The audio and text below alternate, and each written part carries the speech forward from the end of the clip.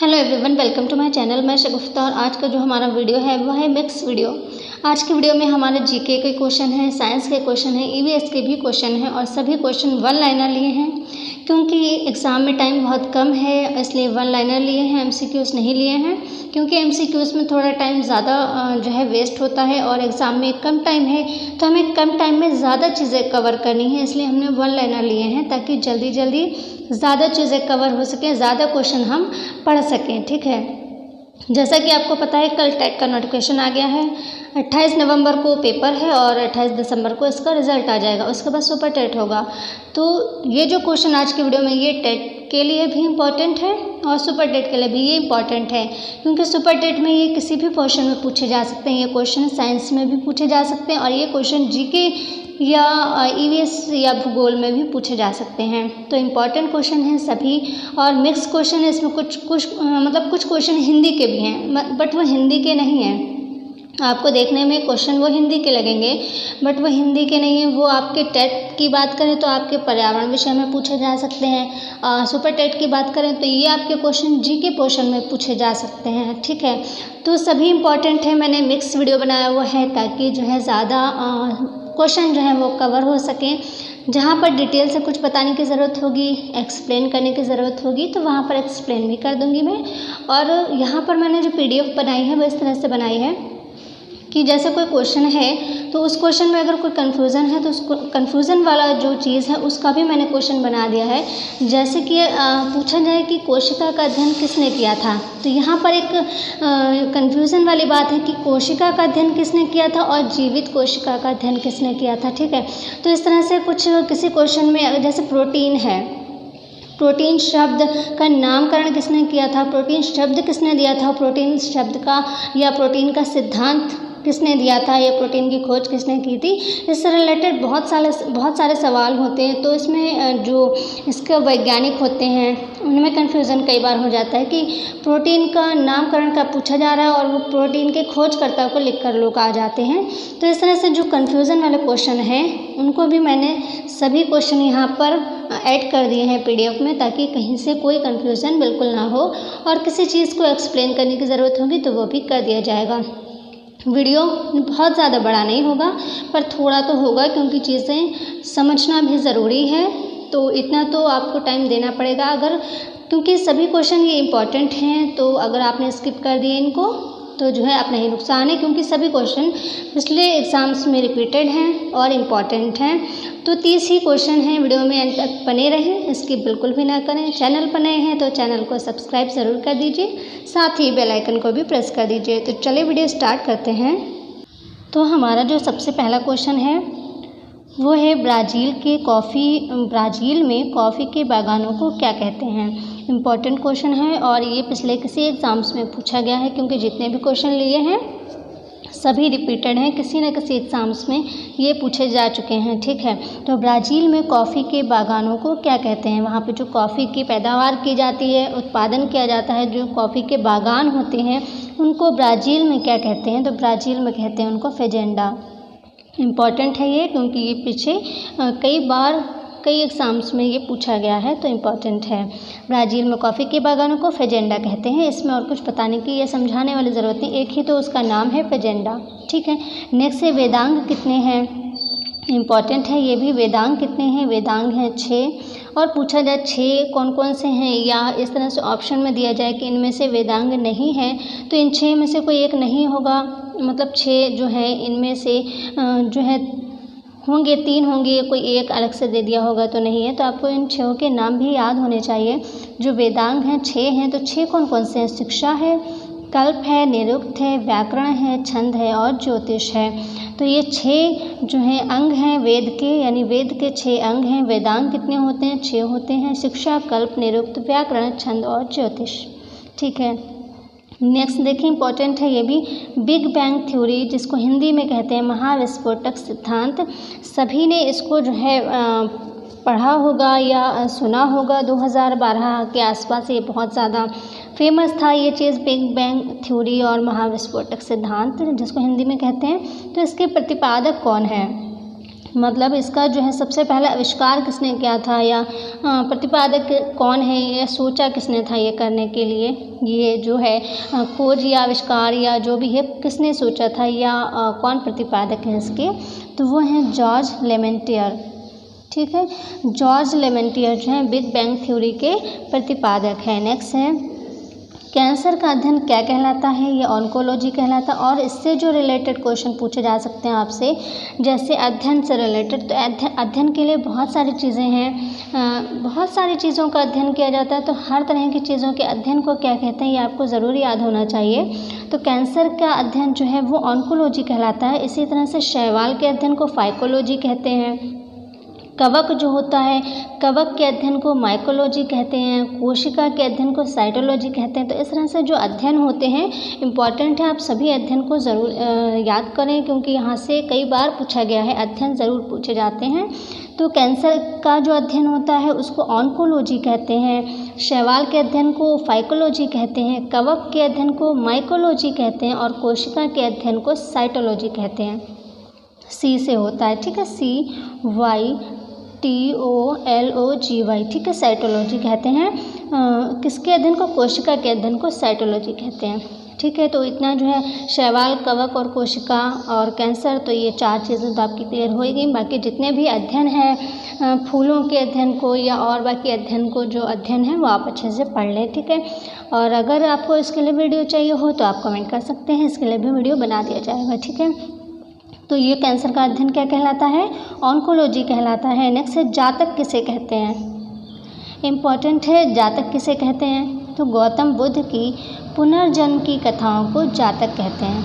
ठीक है, जातक किसे कहते हैं, गौतम बुद्ध की जो पुनर्जन्म की कथाएं हैं उसको जातक कहते हैं। ठीक है, नेक्स्ट है पृथ्वी दिवस कब मनाया जाता है, इम्पॉर्टेंट है, पृथ्वी दिवस कब मनाया जाता है, 22 अप्रैल को मनाया जाता है। हम सभी को पता है कि पृथ्वी दिवस 22 अप्रैल को मनाया जाता है, लेकिन यहाँ से क्वेश्चन और बन सकता है कि पहला पृथ्वी सम्मेलन या पृथ्वी दिवस कब मनाया गया था। ठीक है, तो पहला पृथ्वी दिवस कब मनाया गया था, 22 अप्रैल, क्योंकि 22 अप्रैल को पृथ्वी दिवस होता है। तो पहला पृथ्वी दिवस 22 अप्रैल 1992 को मनाया गया था। अगर पूछा जाए पहला पृथ्वी सम्मेलन कब हुआ था, तो वो भी हुआ था 1992 में। कहाँ हुआ था, रियो में हुआ था, रियो डी जेनेरियो सुना है, तो रियो में हुआ था पहला पृथ्वी सम्मेलन, जो कि ब्राज़ील में है। रियो कहाँ है, ब्राज़ील में है, और पहला पृथ्वी सम्मेलन 1992 में हुआ था, रियो में हुआ था, और रियो कहाँ है, ब्राज़ील में है। और पृथ्वी दिवस 22 अप्रैल को मनाया जाता है। नेक्स्ट, कोशिका की आत्मघाती थैली किसे कहते हैं, इम्पॉर्टेंट है, कोशिका की आत्मघाती थैली किसे कहते हैं, लाइसोसोम क्या कहते हैं, हम सभी को पता है, लेकिन क्यों कहते हैं, कई बार हो सकता है इससे रिलेटेड कोई क्वेश्चन पूछा जाए, तो आपको पता होना चाहिए कि कोशिका की आत्मघाती थैली क्यों कहते हैं, कोशिका की आत्मघाती थैली लाइसोसोम को क्यों कहते हैं। ठीक है, तो ये कोशिका की आत्मघाती थैली क्या कहलाती है, लाइसोसोम। अब क्यों कहते हैं, जैसे कोशिका जो होती है जब वो क्षतिग्रस्त हो जाती है या मृत हो जाती है कोशिका, तो कोशिका के क्षतिग्रस्त या मृत हो जाने पर जो ये लाइसोसोम होते हैं ये फट जाते हैं, और मुक्त एंजाइम जो होते हैं वो अपनी ही कोशिका को पचा देते हैं। इसी कारण लाइसोसोम को आत्मघाती थैली कहते हैं। यानी कोशिका जो होती है जब वो मृत हो जाती है या क्षतिग्रस्त हो जाती है कोई भी कोशिका, तो फिर क्या होता है, लाइसोसोम फट जाते हैं, उसमें जो लाइसोसोम्स होते हैं फट जाते हैं, और उसमें एंजाइम जो है वो मुक्त हो जाते हैं, और मुक्त एंजाइम जो है वो अपनी ही कोशिका को पचा देते हैं, और इसी कारण क्या है, लाइसोसोम को आत्मघाती थैली कहते हैं। तो ये आपको पता होना चाहिए। नेक्स्ट है विटामिन ए का वैज्ञानिक नाम क्या है, रेटिनॉल है, इम्पॉर्टेंट है, विटामिन ए का वैज्ञानिक नाम रेटिनॉल। नेक्स्ट है कौन सी विटामिन में कोबाल्ट धातु पाई जाती है, ये भी इम्पॉर्टेंट है, कौन से विटामिन में कोबाल्ट धातु पाई जाती है, तो वो है विटामिन B12, ओनली बी नहीं करना है, B12 है जिसमें कोबाल्ट धातु पाई जाती है। नेक्स्ट है विटामिन सी की कमी से कौन से रोग होते हैं, तो विटामिन सी की कमी से जो रोग होते हैं एक तो स्कर्वी होता है, दूसरा होता है नाभिक।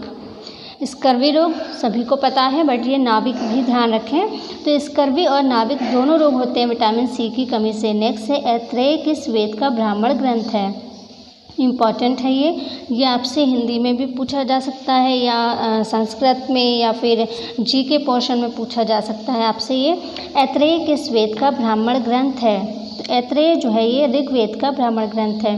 नेक्स्ट है गोपथ किस वेद का ब्राह्मण ग्रंथ है? ये है अथर्ववेद का ब्राह्मण ग्रंथ। नेक्स्ट है किस उपनिषद में 4 आश्रम का उल्लेख है?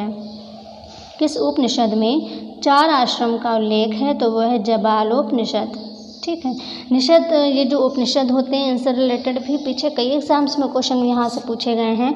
तो किस उपनिषद में 4 आश्रम का उल्लेख है? तो जबालोपनिषद जो है उसमें जो है 4 आश्रम का उल्लेख है। नेक्स्ट है जीवित कोशिकाओं की खोज किसने की?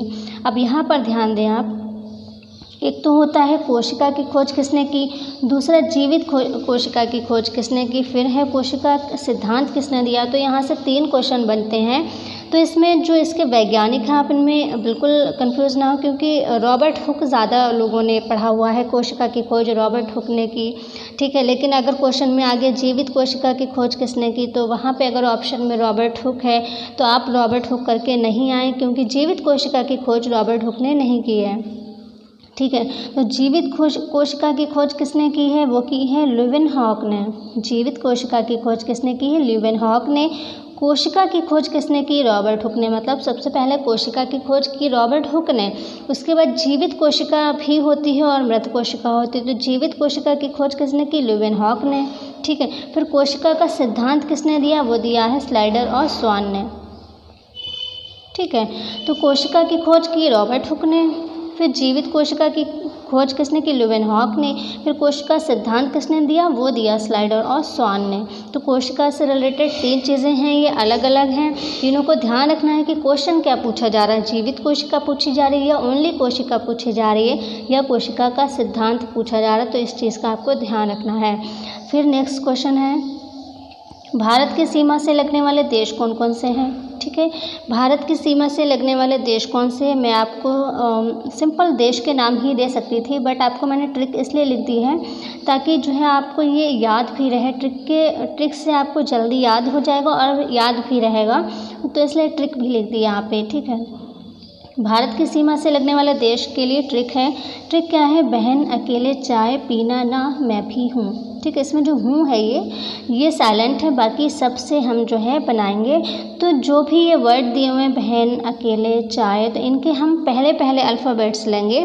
ठीक है, बहन का बा लेंगे, अकेले का आ लेंगे, चाय का चा लेंगे, पीना का पा लेंगे। ठीक है, इसी तरह से सभी वर्ड के हम पहला अल्फ़ाबेट्स लेंगे जिनसे देश बनेंगे। तो भारत की सीमा से लगने वाले देश हो जाएंगे। ठीक है, तो देखें यहाँ पे बहन सबसे पहले है, बहन का बा लेते हैं, बा से बांग्लादेश।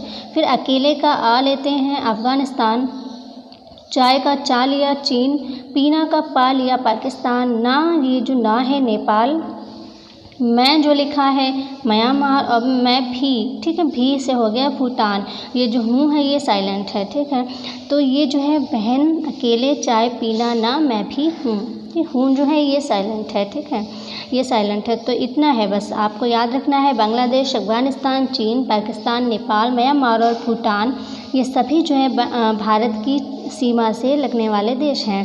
तो जिसकी ये ट्रिक है तो इसको भी आप ध्यान रखें।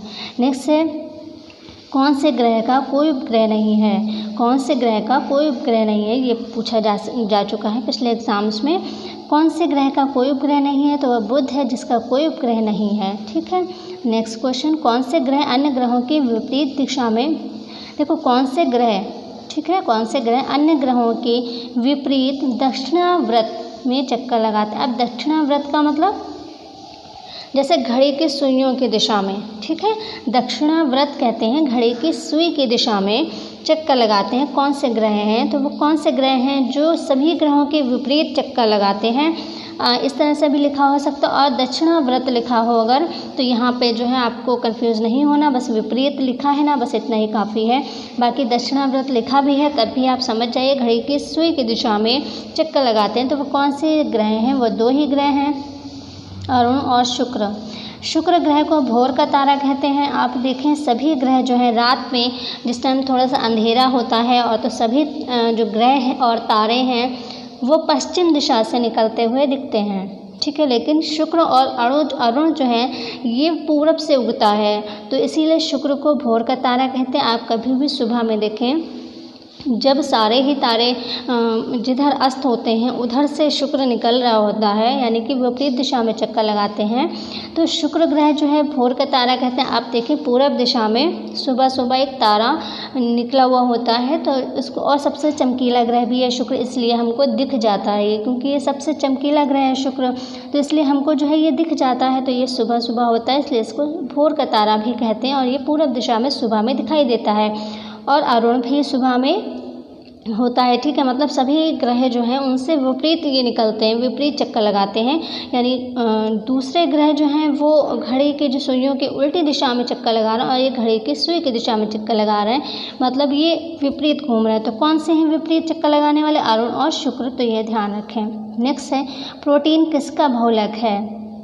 इम्पॉर्टेंट है, प्रोटीन किसका बहुलक है? तो प्रोटीन अमीनो अम्ल का बहुलक है। अब बात आती है कि अमीनो अम्ल किससे बनते हैं, ठीक है। तो प्रोटीन किसका बहुलक है? अमीनो अम्ल का बहुलक है। और अमीनो अम्ल किसके बने होते हैं? ये नाइट्रोजन से बनते हैं, ठीक है। अमीनो अम्ल जो हैं ये नाइट्रोजन से बनते हैं। और प्रोटीन शब्द किसने दिया, यहाँ पर ध्यान दें, इससे रिलेटेड भी कई क्वेश्चन बनते हैं। प्रोटीन शब्द किसने दिया, यानी कि प्रोटीन जो प्रोटीन तत्व है उसका नामकरण किसने किया, मतलब उसका नाम प्रोटीन किसने रखा, कुछ और क्यों नहीं हुआ, उसका नाम प्रोटीन ही क्यों है? तो प्रोटीन एक नाम दिया है, तो किसने नाम दिया है? सिर्फ यहाँ पर नाम की बात पूछी जा रही, ना कि उसकी खोज की, ना कि उसके किसी भी सिद्धांत की, यहाँ पर केवल नाम की बात हो रही है। यानी प्रोटीन का नामकरण किसने किया या प्रोटीन शब्द किसने दिया, तो वो दिया है वर्जीलियस ने।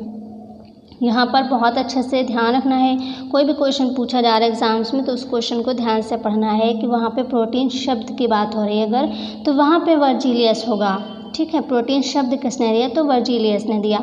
लेकिन प्रोटीन की खोज किसने की, ये की है मुल्डर ने, ठीक है।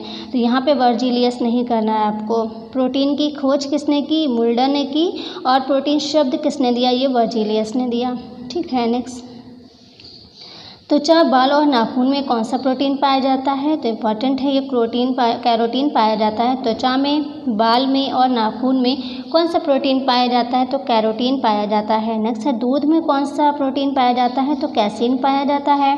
कैसीन भी 4 तरह से पाया जाता है दूध में, यानी दूध में 80% जो प्रोटीन पाया जाता है वो कैसीन है, बाकी 20% और सभी होते हैं। तो 80% कौन सा प्रोटीन दूध में पाया जाता है, वो कैसीन पाया जाता है। और कैसीन भी जो है ये भी 4 तरीके से पाया जाता है, 4 अलग अलग इसकी दशाएं हैं, ठीक है। उनको आई थिंक मैंने किसी वीडियो में साइंस के बताया हुआ है, आपको पिछले कोई होंगे साइंस के वीडियो, आई थिंक उसमें बताया है मैंने। तो दूध में कौन सा प्रोटीन होता है? कैसीन होता है, जो कि 80% होता है, और 20% और बाकी जो हैं चीज़ें होती हैं। तो कैसीन जो है 80% होता है। नेक्स्ट, अंडमान और निकोबार के मध्य कौन सा चैनल है? इसके लिए एक वीडियो आपका अपलोड किया जा चुका है, जिसमें कि आपको रेखाएं पढ़ाई हैं, अंतर्राष्ट्रीय रेखाएं पढ़ाई हैं, मैकमोहन रेखा है या भारत के पड़ोसी देश, ये सब चीज़ें पढ़ाई हुई हैं। और उसके बाद एक छोटा सा शॉर्ट वीडियो आया हुआ है आपका 1 या 1.5 मिनट का, वो चैनल से रिलेटेड है, उसमें सभी चैनल बताए हैं, 4 या 5 चैनल हैं। तो अंडमान निकोबार के मध्य कौन सा चैनल है, या भारत और लक्षद्वीप या भारत और श्रीलंका के मध्य कौन सा चैनल है। तो इस तरह से वहाँ पे चैनल बताए हुए हैं, 1-1.5 मिनट का वीडियो है, आप ज़रूर देखें इसको, इम्पॉर्टेंट है। तो अंडमान और निकोबार के मध्य कौन सा चैनल है, तो वो है 10 डिग्री चैनल, ठीक है। अंडमान और निकोबार के मध्य 10 डिग्री चैनल है, ये इम्पॉर्टेंट है, इसको ज़रूर ध्यान रखें। वो चैनल वाला वीडियो आप ज़रूर देखें, पॉसिबल होगा तो उसकी लिंक मैं इसके कमेंट बॉक्स में दे दूँगी, आप वहाँ से देख सकते हैं। तो अंडमान और निकोबार के मध्य कौन सा चैनल है? 10 डिग्री चैनल है। नेक्स्ट, स्पेशल ड्राइंग राइट्स में क्या रुपया शामिल है?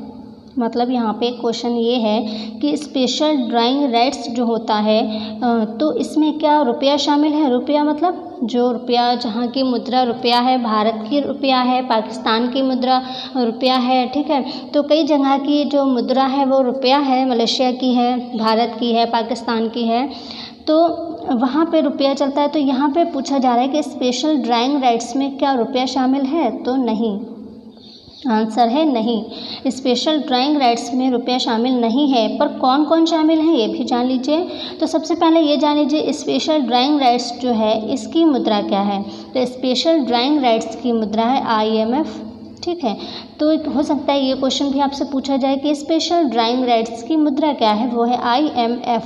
और अब ये देखें कि स्पेशल ड्राइंग राइट्स में कौन कौन सी मुद्राएं शामिल हैं। वो 5 मुद्राएं शामिल हैं। कौन कौन सी?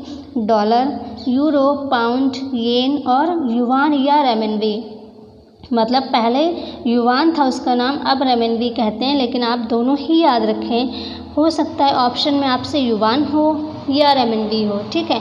युवान या रेमिनबी दोनों नहीं हो सकते, क्योंकि युवान का ही नाम रेमिनबी है, ठीक है। इसलिए जो है मैंने इसके नीचे अंडरलाइन कर दी है ताकि आपको ध्यान रहे। तो 5 ही हैं, 5 मुद्राएं शामिल हैं स्पेशल ड्राइंग राइट्स में। डॉलर है, यूरो है, पाउंड है, येन है और ये जो है युवान या रेमिनबी है। तो 5 हो गए। देखिए 1 2 3 4 और ये 5, ठीक है। 5 मुद्राएं शामिल हैं स्पेशल ड्राइंग राइट्स में। फिर देखिए ईरान की मुद्रा का क्या नाम है। तो ईरान की मुद्रा का नाम टोमान है और पहले क्या थी? रियाल। इम्पॉर्टेंट है क्योंकि ये बदल गई हैं। जो चीज़ें बदली गई हैं वो आपको ज़रूर याद करनी है, ज़रूर पढ़नी है, क्योंकि हो सकता है वही पूछ लिया जाए आपसे। तो ईरान की जो मुद्रा है वो बदल गई है। पहले क्या थी? रियाल थी, अब क्या है? टोमान है, ठीक है। तो इम्पॉर्टेंट है, इसको ध्यान रखना है। ईरान की मुद्रा जो है ये टोमान है, पहले क्या थी? रियाल थी। नेक्स्ट है ब्लू बेबी सिंड्रोम। एक बीमारी है, रोग है ब्लू बेबी सिंड्रोम। ये किसकी अधिकता से होता है? तो ये होता है नाइट्रेट की अधिकता से। और ये इम्पॉर्टेंट है क्योंकि ये क्वेश्चन भी कई बार पूछा गया है टेट के एग्ज़ाम्स में, चाहे वो कोई सा भी टेट हो और पिछले बहुत सारे जो एग्ज़ाम्स होते हैं इनमें ये रोग से रिलेटेड पूछा जा चुका है। और देखिए मिनी माता आपसे पूछा जा चुका है, ठीक है। तो मिनी माता पूछा जा चुका है तो वो भी पूछ सकते हैं या फिर आपसे ये पूछ सकते हैं। तो ब्लू बेबी सिंड्रोम जो है वो किस जो रोग है ब्लू बेबी सिंड्रोम वो किसकी अधिकता से होता है? कमी से नहीं, अधिकता से पूछा जा रहा है। तो ये होता है नाइट्रेट की अधिकता से ब्लू बेबी सिंड्रोम। अगर पूछा जाए मिनी माता किससे होता है, वो होता है पारा से, पारा या मरकरी, ठीक है, उससे होता है मिनी माता रोग। और ब्लू बेबी सिंड्रोम जो है ये किसकी अधिकता से होता है? तो ये नाइट्रेट की अधिकता से होता है। तो आज के वीडियो में हमने 30 क्वेश्चन लिए, सभी 1 लाइनर लिए हैं। ऐसे इसी तरह से मिक्स वाला वीडियो बनाऊंगी मैं, जिससे कि आपके सारे क्वेश्चन कवर हो सकें, जिससे इम्पॉर्टेंट चीज़ें आप तक पहुंच सकें कम टाइम में। 1 लाइनर से क्या होता है, कम टाइम में ज़्यादा चीज़ें हमारी कवर हो जाती हैं, क्योंकि एग्ज़ाम टाइम में कम टाइम बचा है। वैसे तो अभी काफ़ी टाइम है, बट वो देखने का टाइम होता है, धीरे धीरे टाइम निकलता जाता है, पता भी नहीं चलता। तो हमें बहुत सारी चीज़ें पढ़ना है, 14 सब्जेक्ट हैं, सभी पढ़ना है। इम्पॉर्टेंट ये क्वेश्चन थे इसलिए मैंने इसको मिक्स कर दिया, क्योंकि सभी क्वेश्चन इम्पॉर्टेंट लग रहे थे तो सभी को मैंने मिक्स कर दिया। इसी तरह से मिक्स वीडियो बना दूँगी तो आप तक जो है सारे इंपॉर्टेंट क्वेश्चन पहुंच जाएंगे कम टाइम में, ठीक है। तो आज का वीडियो कैसा लगा ज़रूर बताइएगा, अच्छा लगा हो शेयर ज़रूर करिएगा। मिलते हैं नेक्स्ट वीडियो में, तब तक के लिए take care and bye bye.